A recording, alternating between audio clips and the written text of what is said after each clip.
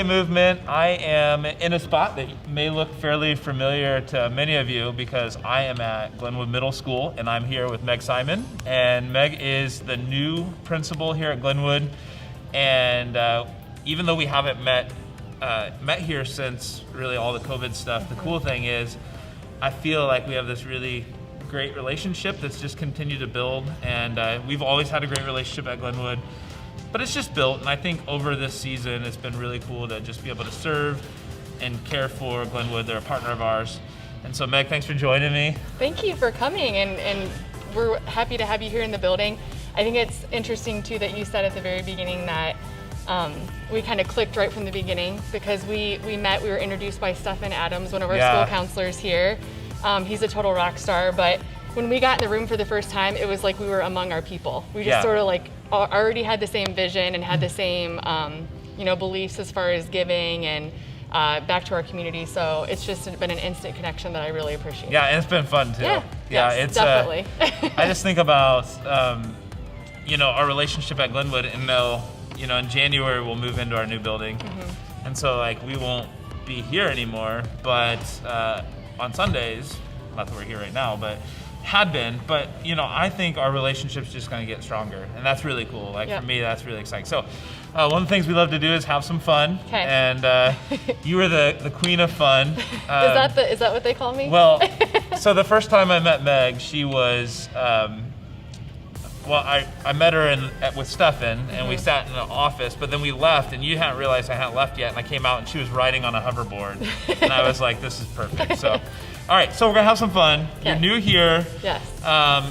Tell us about your family. Let's start with an easy one. Tell me about your family and kind of who you live with. Okay, so I live with my family, my husband Brian. He works here in town, and I have two little boys, LJ and Cam. LJ is in his second year of preschool at Washington, and he'll be 5 soon, and Cam is 3 years old, and he just still goes with the babysitter, but they're two wild boys. I kind of joke that I go from one crazy to another. I just constantly am this tornado of crazy. I go from school chaos to home, and then I have a whole nother chaotic scene going on. And if you're ever walking through my neighborhood, you'll probably see one of my kids laying in the middle of the road, or me, trying to drag them back after they're crying. They might be in their underwear. I don't know, but it's... Well, if you ever want to know why we got along so well, I also have a 3-year-old, and for those of you who know Emily, they were meant to be together. Yours and mine were meant to be together, and so it was that funny. This last week we were outside for our celebration, and for our time together on Sunday, and everyone else is chilling inside of this pavilion at Red Hawk, and I look out, and my 3-year-old's running over some hills, and my wife Kate's chasing after. So I get that. Yeah. So I will tell you, I'm a little nervous. This is probably the longest I've had a good conversation with a principal where I wasn't in trouble. So, yeah, I was sharing with Jacoby today. My dad passed away about 5 years ago, and I was sorting through his workshop, and I found a pencil that said, "I got caught being good" by Mr. Cruz, who would have been my elementary school principal. And I know that I never received, I stole that from someone.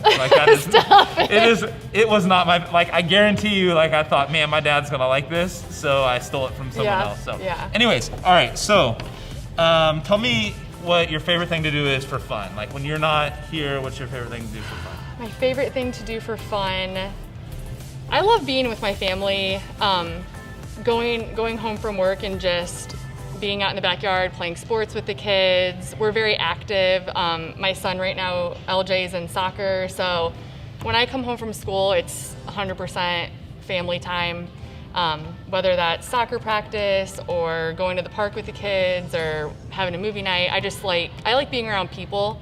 Cool. So that's cool. my. Do you coach soccer? I do not coach soccer. Absolutely Okay. not. All right. I'm not a land sport person. Oh, you are? That? Yeah. What's that mean? A land sport?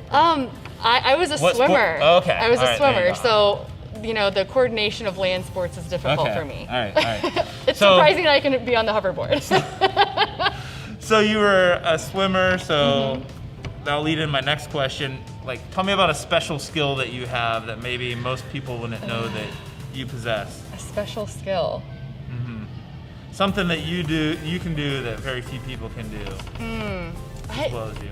I don't know that I have any special skills. Can you Okay. help me think of one? I mean, I can swim. I Okay. can swim. I don't swim anymore. Okay. I like to make people laugh. Okay. Yeah. And we did find out you live on the same street as my in-laws. Yes. And we were gonna pull some pranks Oh, on. that's great. That's a good one. Yes. See, you're helping me. I love pulling pranks on people. Yeah. And scaring people. Those Oh, are yeah. probably my two favorite things to do. We have Okay. I don't know if I'm allowed to say this, but I'm gonna say it. Okay, and then if it's too much, we'll edit Okay, it. okay. All right. So I have a fart machine that I love to hide in people's classrooms or even in people's offices, and it has a remote control so I can let it off from anywhere. Get out of here. Yeah, and this summer I pulled a huge prank. This has nothing to do with the farting, but I pulled a prank on one of my school counselors.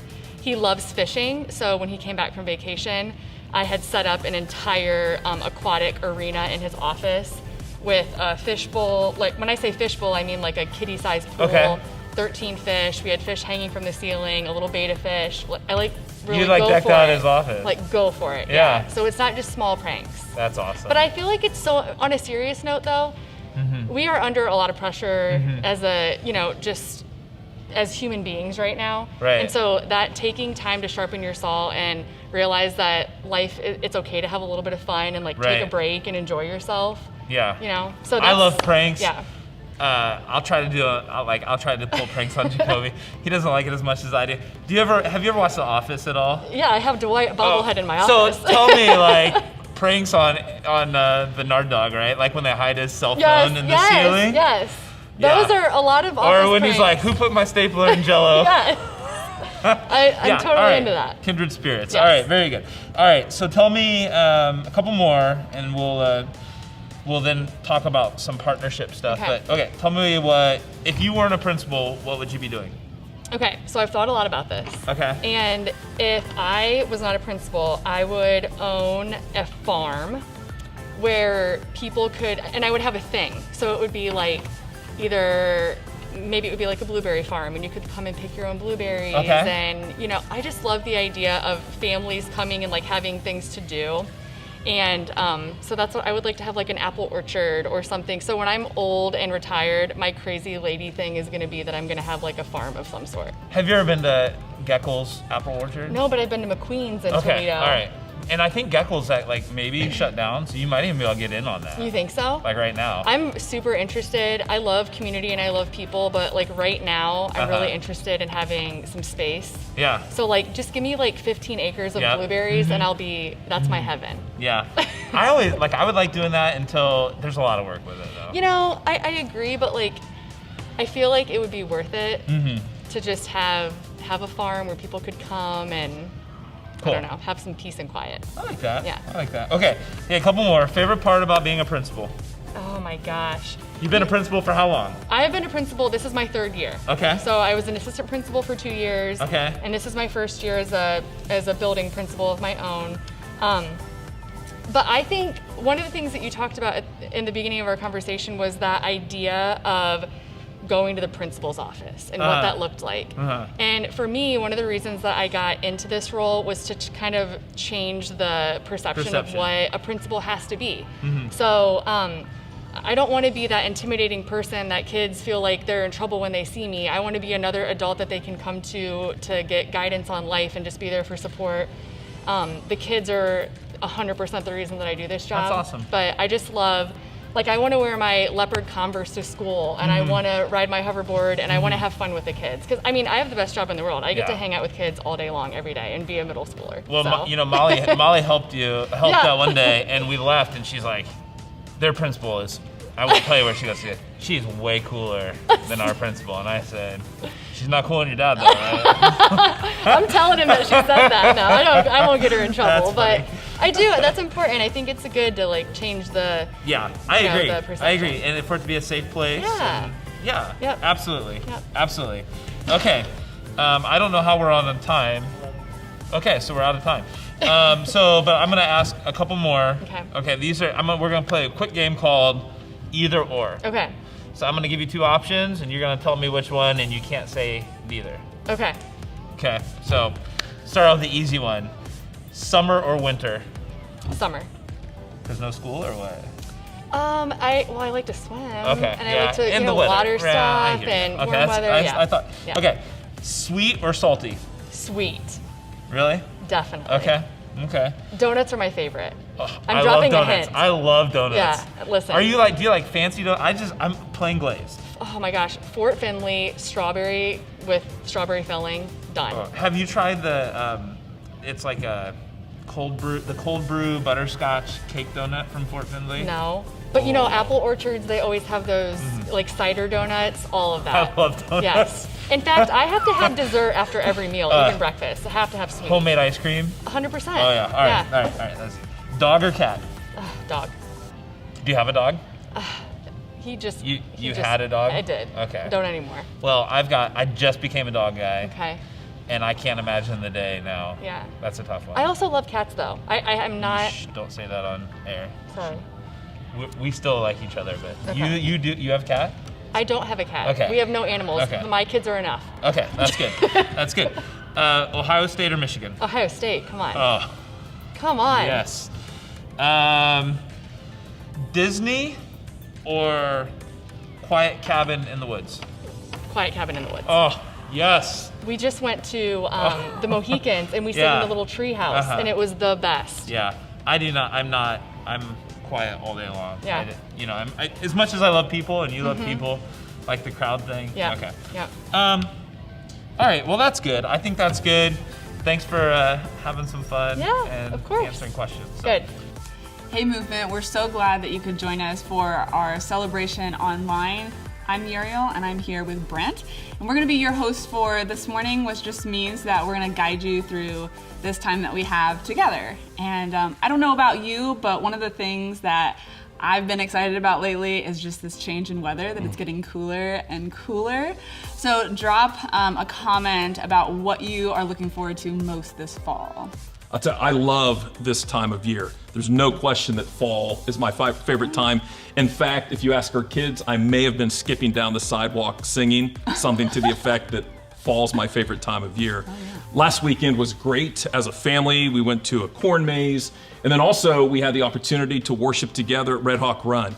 And it's good to come together, to sing, to know that people have more than just what we see a lot of times on our screens, but it's good to be together in person. And in fact, because we worship as a family and do these things, I'm going to invite Zoe in because we have a special announcement about the date for our next gathering in person. Zoe, what is the date where we get together next time out at Red Hawk Run? The date for our next gathering in person is Sunday, October 11th. Zoe's my daughter. We worship together, we sing together, and so we just encourage you to come as a family to worship with us as we gather together out at Red Hawk on the 11th. Yeah, I know my family loves it. And there's nothing like that compares to like worshiping together and like feeling that like God's presence there. And so, but one of the things that I've really liked about online is that it's really easy to invite people into those online celebrations and even into serving. And I know like for this series, we're starting a brand new series today called Anxious for Nothing. And this is a really great chance to be able to invite people in. And it's all about like the anxieties, the realities of anxiety in our world and in our society today, and really what God has to say about it. And so maybe you are thinking about someone specific, and you can take this time to share this live stream, to specifically invite people into it, tag someone in the comments that you think that this is like a great series for them to be a part of. And so one of the things that we really are excited about is that this is something for everyone. This is a series for everyone because we all experience those like feelings of anxiousness in our lives. And so this is for anyone and everyone. This series is going to be a really great one. Well, I know Muriel as a parent, Zoe as a kid in middle school, high school, there's just a lot of anxiety that's going around. And so you may be with us for the first time and you're thinking, man, this is exactly what I'm feeling like, and this is exactly for me. And we just want to welcome you if you're with us for the first time. I want to give you a little bit of an idea of what to expect, but before I do that, if you take a look at the link in the comments, just drop us an online connection card. Let us greet you and just say welcome. Know that you're welcome here. We want you to be a part, and that's a way for you to let us know that you're a part. We'll be glad to reach out to share a little bit more about Movement as well. Here in a few moments, we're going to sing. One of the things that we value is singing together. We're going to start a new message series, as Muriel said, and then also we're going to have an opportunity to sing some more. So if you love music and God's Word, welcome. It's great to be with you, and let's praise His name as we sing together. So we're going to sing a new song called Faithful Now. And this song is so fitting for this series. He's talking about anxiety. And I just love these words. It says, "And I will speak to my fear, and I will preach to my doubt that you were faithful then, and you'll be faithful now." And I love those lyrics. And this is going to be our anthem. So let's sing.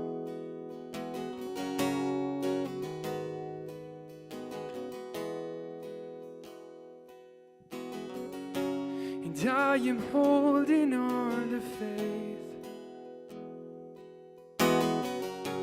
'cause I know you'll make a way. And I don't always understand, and I don't always get to see, but I will believe it. Yes, I will believe it. 'Cause you make mountains move, you make giants fall, you use songs of praise to shake prison walls. And I will speak to my fear, and I will preach to my doubt that you were faithful then, you'll be faithful now.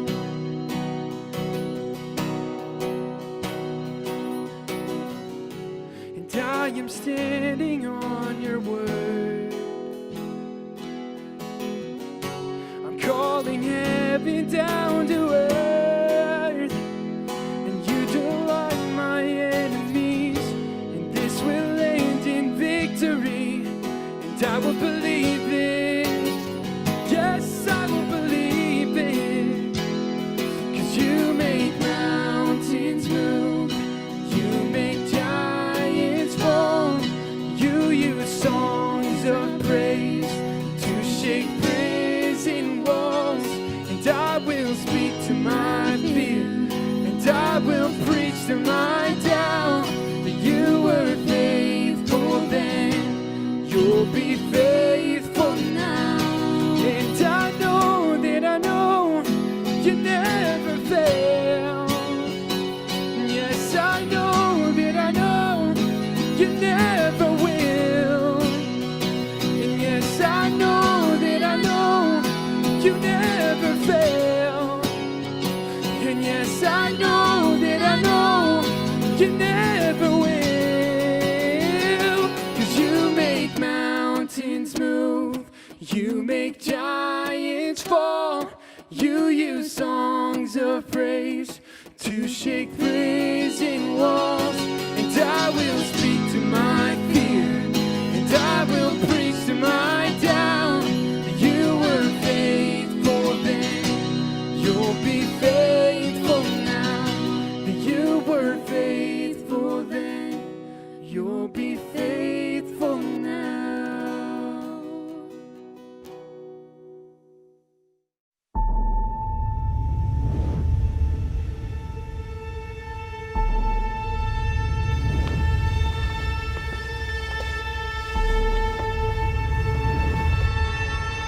It's a low-grade fear, an edginess, it's a dread.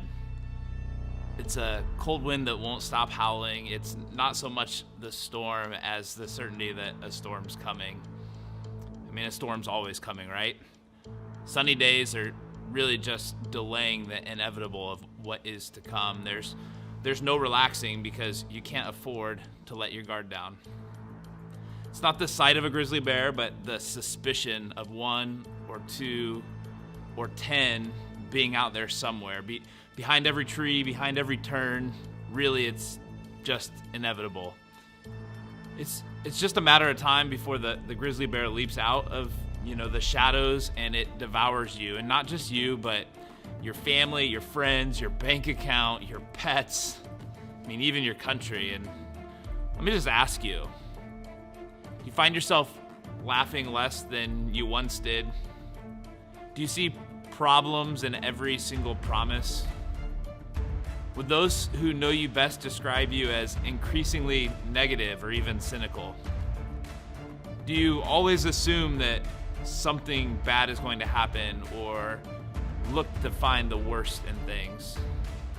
Many days would you rather stay in bed than get up? And do you find yourself isolating yourself? Do you magnify the negative and seem to just let go of or dismiss the positive? There's a word for all of this. It's a word that's become very common in our culture, and here's the word: anxiety. Now, when you hear that word, no doubt it carries with it some sort of emotion, some sort of a response. Perhaps you don't like to hear the word, you definitely don't like to say it, or maybe you find yourself using and saying the word all too often, over and over again. Every single one of us has been personally impacted by this word anxiety. In fact, the U.S. is the most anxious country in the world.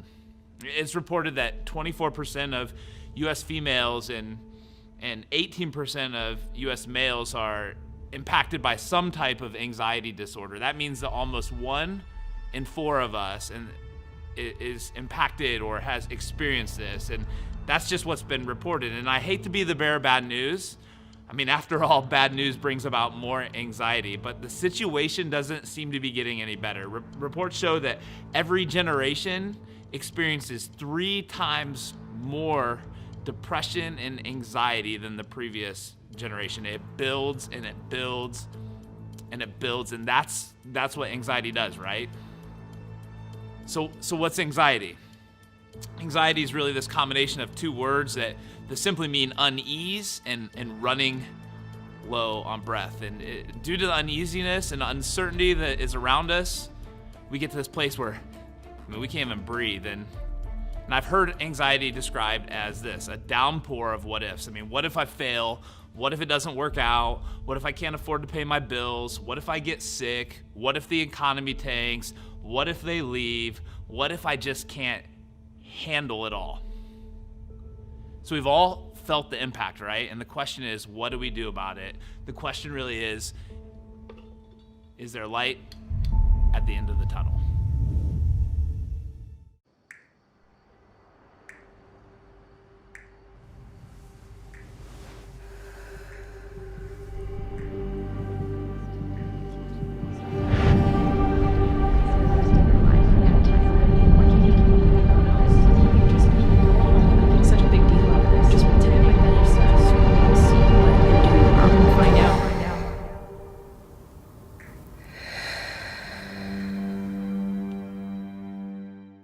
Well, we've talked about anxiety before at Movement, but in this season, I just felt like we need to go into the topic in more depth. Here's the thing about anxiety. It's something that is not only near and unfortunately dear to most of you, it's also near and dear to me.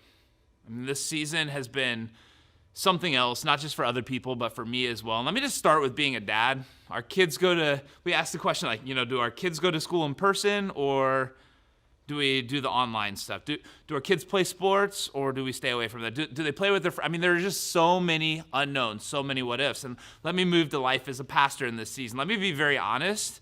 This has been really, really challenging. Filled with what ifs.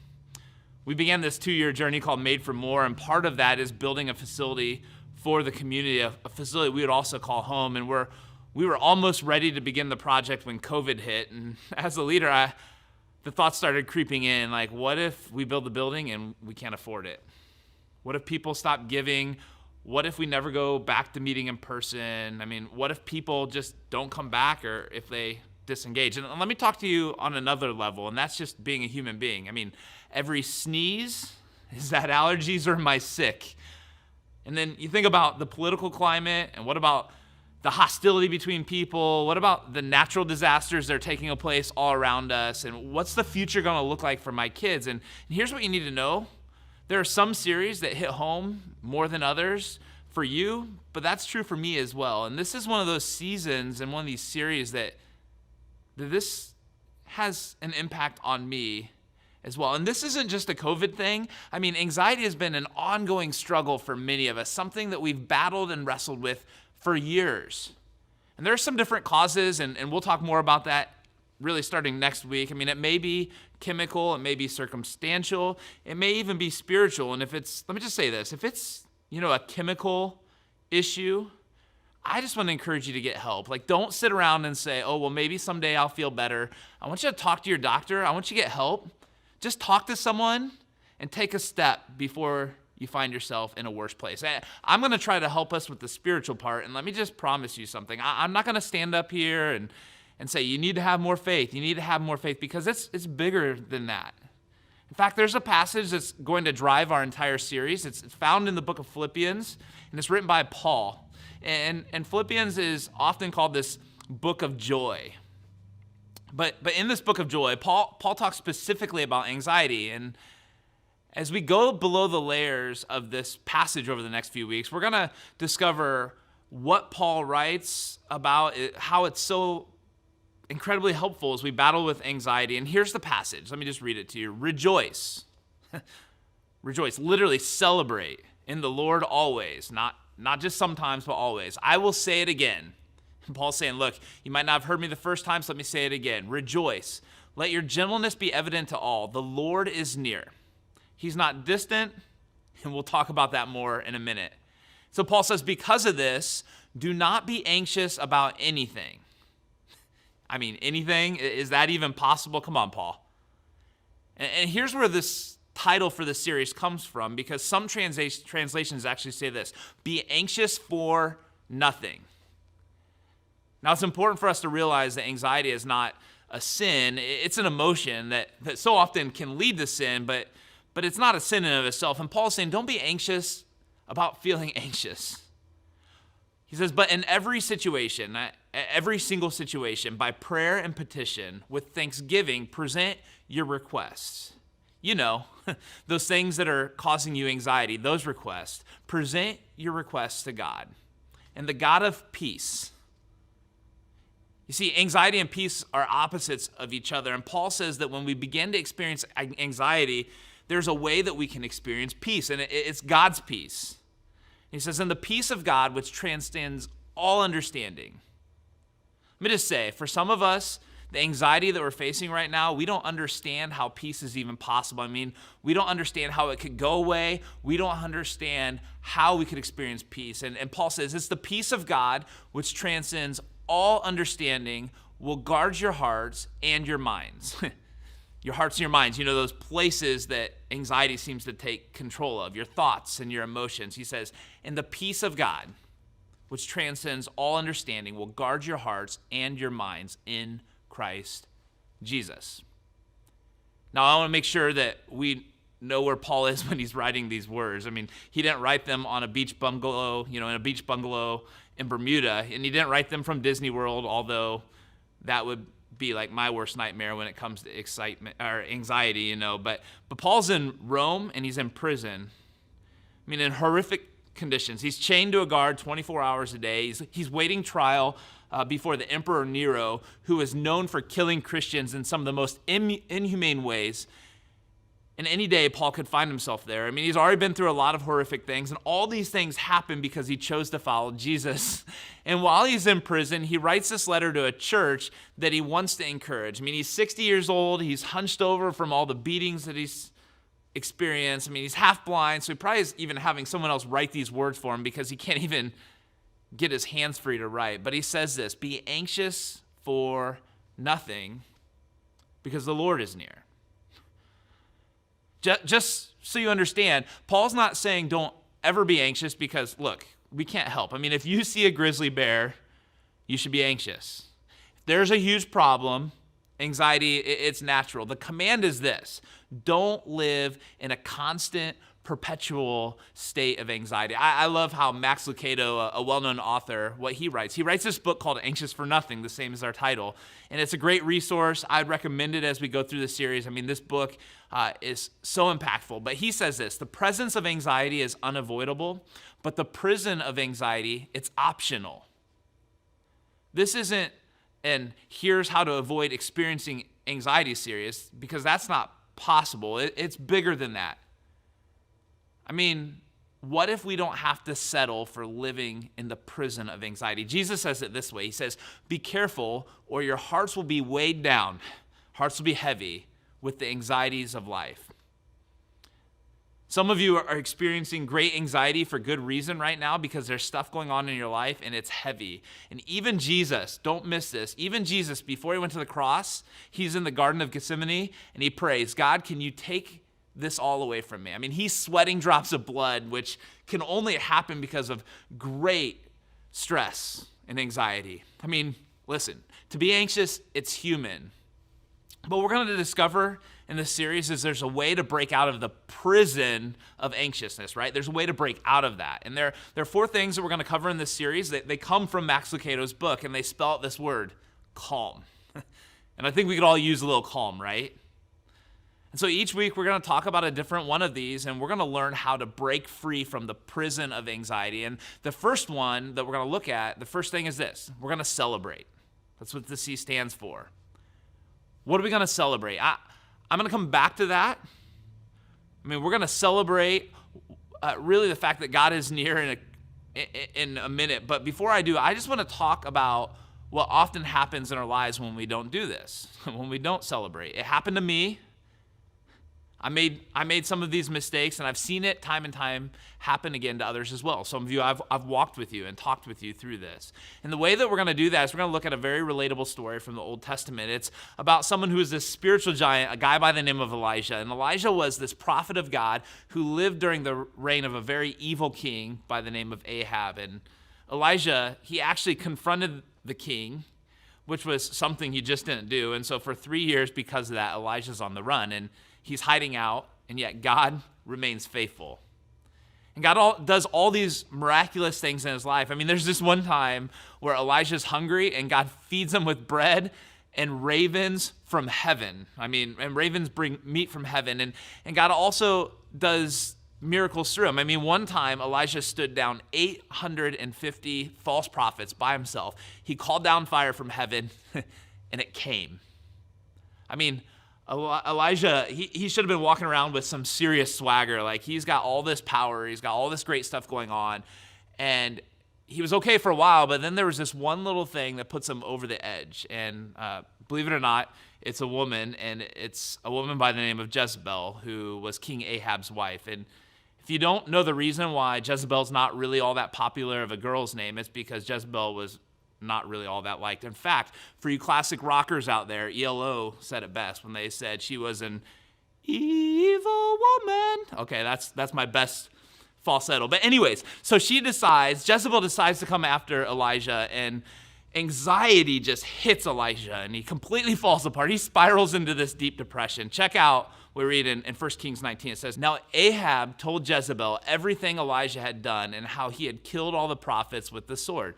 So Jezebel sent a messenger to Elijah to say, 'May the gods deal with me, be it ever so severely, if by this time tomorrow I don't make your life like that of one of them.' So Elijah was afraid, and he ran for his life. And when he came to Beersheba in Judah, which is a long, long way off, he left his servant there while he himself went a day's journey into the wilderness. He came to a broom bush, he sat down under it, and he prayed that he might die. 'I've had enough, Lord,' he said. 'Take my life. I'm no better than my ancestors.'" Now, I want you to notice how irrational our anxiety can be. I mean, what's the biggest fear that Elijah has? That Jezebel is going to kill him. So what's he do? He says, "God, just go ahead and kill me. Just in my life." But he's struggling, right? I mean, he's really struggling. And maybe you're struggling too. Maybe you're a person who is right now saying, "God, I've had enough. God, I just don't think I can take any more." The reality is you don't know what to do. And you find yourself in a place like Elijah. And so let's look at Elijah's story to help us journey, through our own stories as well. Where did things go wrong for Elijah? I think there are 4 things that we really see go wrong and often go wrong with us. And the first one is simply this. Elijah, we see, he runs himself into the ground. Elijah had a busy season of ministry. I mean, all this amazing stuff had happened, and then he runs like 100 miles away. So he's like doing this ultra marathon on top of this busy season where all this stuff's happening, and he's depleted. He's tired. And here's one of the things I recognize in my life during this season. It was easy to be depleted. I mean, I was depleted and I didn't even know about it. I mean, I was trying to adjust and adapt, and I had added all these new responsibilities with video and all these new kind of things that we were doing. It became overwhelming, and many of you are depleted and you don't even realize it. You just keep saying yes to everything. You have no plan to rest. You see no end in sight. You see no way out. Well, the second thing he does is he leaves his support network. Say he left his servant by the side and went off into the wilderness. And this became really easy for me in this season as well. I mean, I started pulling away from people. It was easy to be in isolation, right?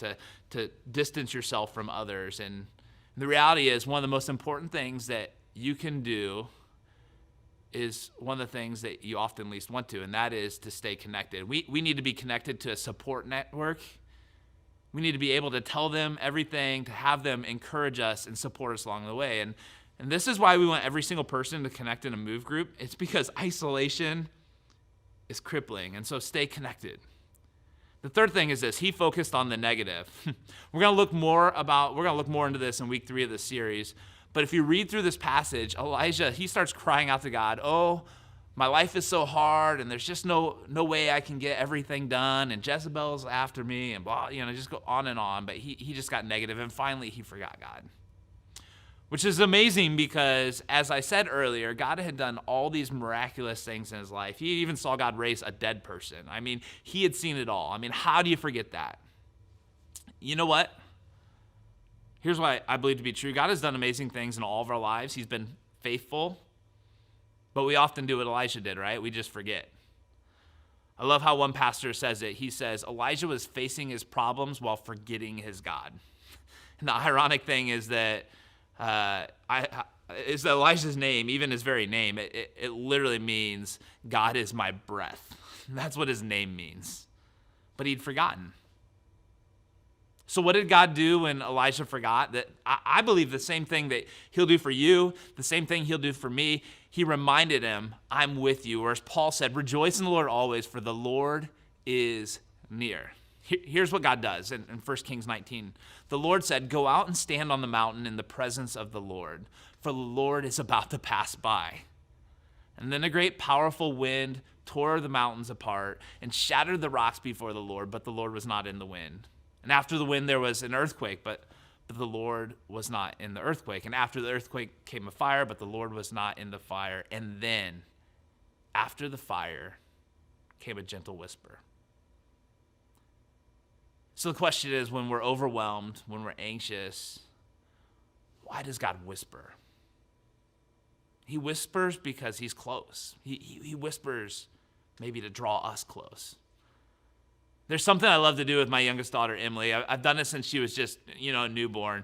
Ever since she was little, changing her on her changing table, I'll lean in and I'll tell her, "I've got a secret for you." And I'll lean into her ear and I'll say, "I love you, I love you, I love you, I love you, I love you." And she leans in, and she wants to hear it.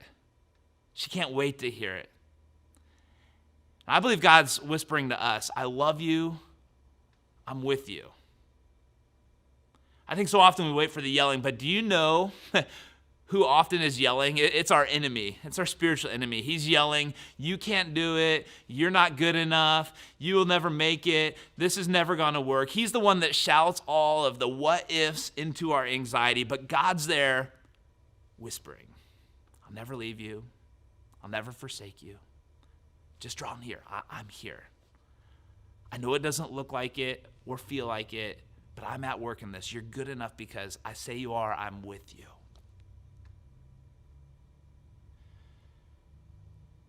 Let's go back and look at these words that Paul writes. He says, "Rejoice in the Lord always." I'll say it again, rejoice. "Let your gentleness be evident to all. the Lord is near. Which literally means this, that the Lord is in control. Paul is reminding us of something I think we so often forget about when we become anxious, and that is that God is perfectly involved and in control of all things. It doesn't matter what's happening around us, God is in control. And when we're anxious, we tend to focus on the what ifs, right? Like, what if this happens? What if this doesn't happen? What if they don't, don't respond? And then we feel anxious, and so to deal with the anxiety, what do we try to do? We try to control things. We try to put things in our own control, and we realize we don't have what it takes, and we get in this cycle, which just leads to more fear and more anxiety. And Paul says, I want you to focus, instead of on what if, on what is. That when it looks like everything is spinning out of control, what is?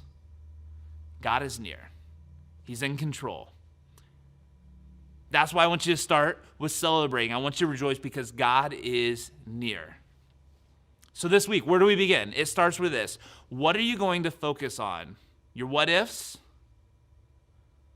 Or will you take the step to break out of the cycle of focusing on what if and focus on what is, and that is that God is near. That's why Paul, who's chained up to a Roman guard, not knowing about his future, can write to this church and say, rejoice in the Lord because the Lord is near. So be anxious for nothing. And if you do this, the peace of God, not just normal peace, not just some superficial peace, but the peace of God, which surpasses all understanding, will guard your hearts and your minds in Christ Jesus.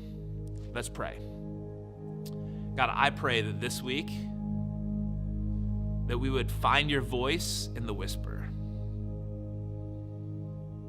God, that we would hear you say to us, I'm near.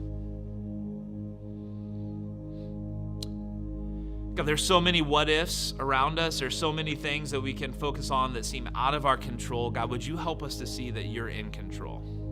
Even when we don't understand, even when things look out of control, we can look at your faithfulness and know that you're in control. God, would you help us to get there? God, I pray for those of us that are battling crippling anxiety and depression right now, just that our life just seems consumed and we don't know where to go. God, would we begin to break the chains? God, would we begin to remove ourselves from the prison of anxiety?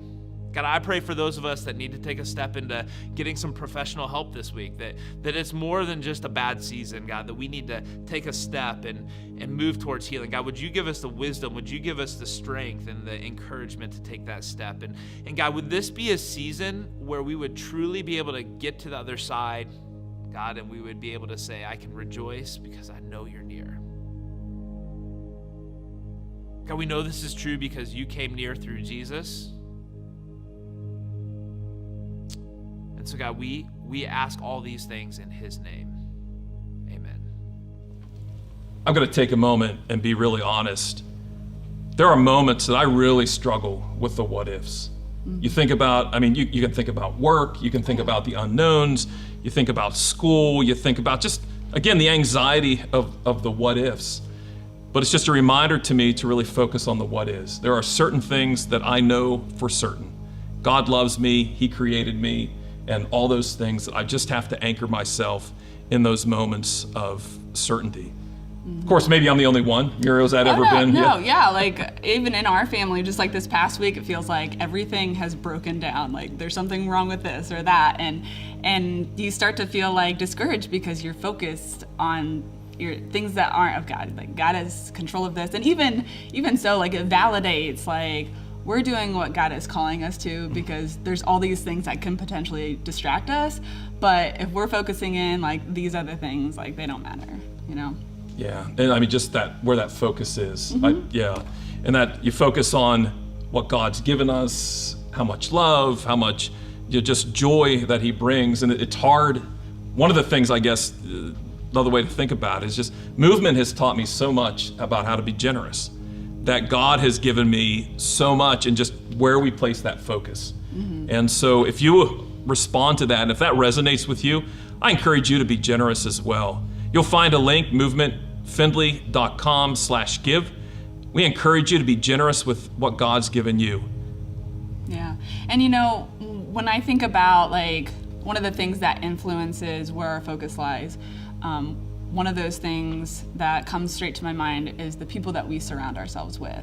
And oftentimes when it's people that are encouraging and supportive and are pointing you and pointing that focus to God, those are the people that you really want to place yourselves around. And so community for us at Movement is a big deal. And we've talked about this before, but Move Groups is a great way, almost an essential time, essential community during this season to find that encouragement, to find that support in that community. And so we are challenging people in this season to, if you're not a part of a Move Group, to join one for 10 weeks and to experience that, the significance that community has. So we challenge everyone to that.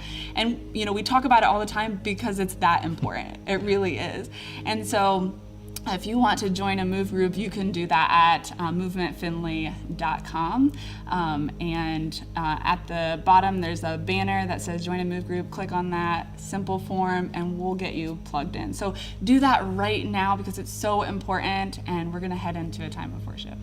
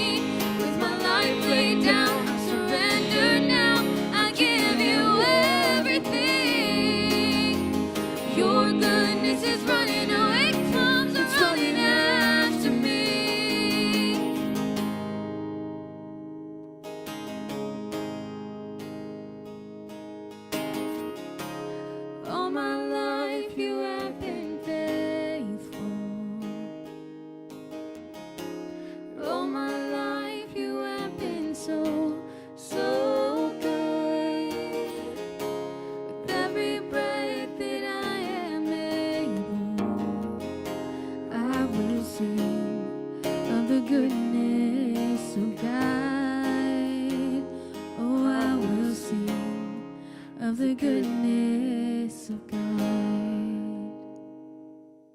So hey, once again, Movement, I'm with Meg Simon, who's the principal here at Glenwood Middle School, and hopefully you're able to just to learn a little bit about Meg during the countdown if you're able to see that. Otherwise, go back and you can learn some fun things about Meg. But I would just love to spend a couple minutes. We talk about partnership a lot at Movement. We really desire to be good partners with people that share a common vision, and when it comes to a common vision between us, I'd just say it's just your desire to love and serve kids.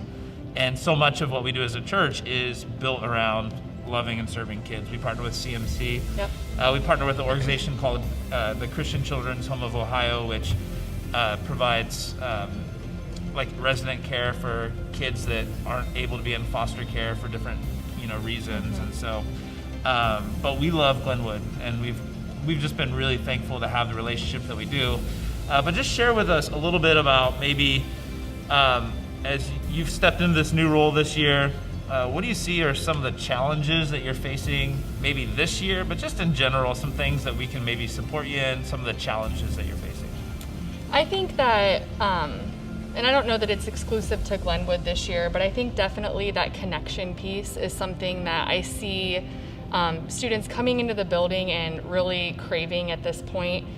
I think once the kids got in the building, we could definitely tell a shift in everything. It changed everything. Having them, their energy, they were excited. They'd been away from school for so many months, and that brought up several issues as far as, food for some of the students, mental health concerns, just that isolation that everything has created.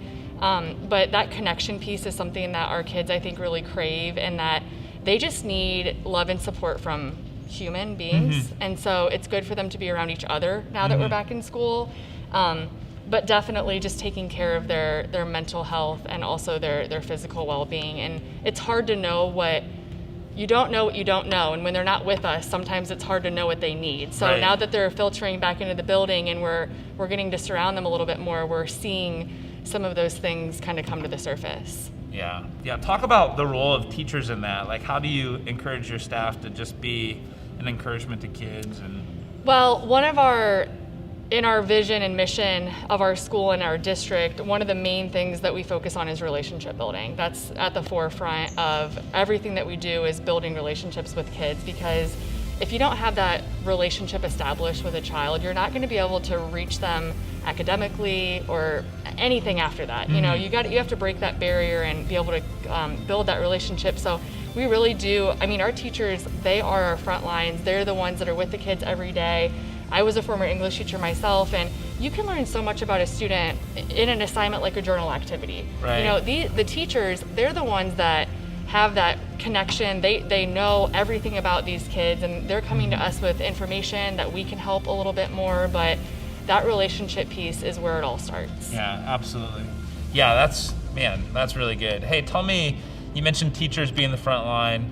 One of the things that you may or may not know, Movement, is that we bring in coffee on Friday for the teachers here, and we'll have opportunities for you to be a part of that and just help bring it in and stuff. But that's one way we serve teachers. But just talk about maybe some of the challenges of teachers this year and how we can be a support in that. Well, you couldn't see my smile underneath my mask, but when he brought up the coffee thing, that has been just that little, if we're talking about coffee and it doesn't seem like a big deal, but for the teachers, that is such a huge deal, because right now they're being faced with a lot of challenges, things that people can't see. A lot of them are learning new things about hybrid learning, and they're being asked to do things that they've never had to do before in a time frame that's very small. They have their own concerns with COVID and coming to school in their own safety. Many of them have a lot of kids. Right, they have a lot of kids in their classroom. And they have kids at home. Yeah, and some of them, we've talked about how this is kind of everyone's first year of teaching all over again. And so that creates a level of stress and anxiety, and if there's anything that we can do to support our teachers and help them feel safe and comfortable when they come in, so that way they can be their best in front of the kids, coffee was a great start. And it's created community. We were joking before you got here. It's set up in the office, and the teachers come down and they're having like, debates on which coffee is better. But that is so important. I mean, that one thing has created such an opportunity for our teachers That's to awesome. enjoy themselves. So Yeah. thank you very, very much. Oh, absolutely. On a serious note, Okay. you are super busy. Thank you so much. This Seriously. is the fun stuff. No, like for real. Thanks for taking time. You're welcome. It means the world. No problem. And it's a lot of fun. Yeah, thank you Awesome. for coming. And Yeah. thank you all for your support. We very much appreciate you. Hey, keep praying for Glenwood. Yep. Keep serving. Keep looking for ways to invest in kids, invest in teachers, even in a season like this, especially in a season like this, we can really have an impact in a big way. So. Well, thanks for being a part of our movement celebration online. One of the things that we say every week is that we want you to think about what is God saying to you and what are you going to do about it? And so we pray that you reflect on that today, this week, and maybe someone that you've invited into this series that you can walk with. You guys can keep each other accountable in taking those next steps and answering those questions together. And thinking about taking action and being accountable and working with others. We want to gather again together, and we have another service opportunity where we can come as a family, and Zoe's going to remind us here, what's the date when we get to go out to Camp Berry? Sunday, September 27th. We gather at 10 a.m. Zoe, again's my daughter. We're going to go as a family, and so pray for good weather, and it's another opportunity to come as a family. There's plenty to do, and so Camp Berry on the 27th at 10 a.m. is another chance to serve. At Movement, we're serious about not just celebrating and worshiping on Sunday morning in this gathering. But Zoe, what do we say every week at Movement? Go and be the church.